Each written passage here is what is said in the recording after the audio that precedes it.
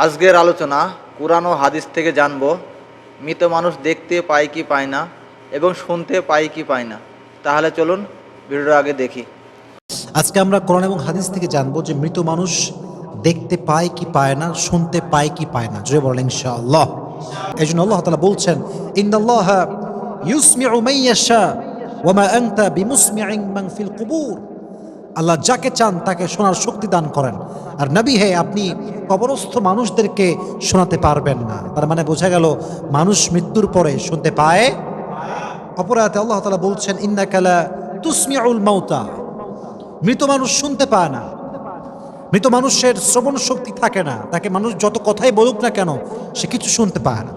তবে আমি আগে একটা কথা বলেছিলাম, আমরা যখন মারা যাব আমাদের মৃত্যুর পরে আরেকটা জগৎ হবে, এবং যখন কিয়ামতের যেই সাউন্ডটা আছে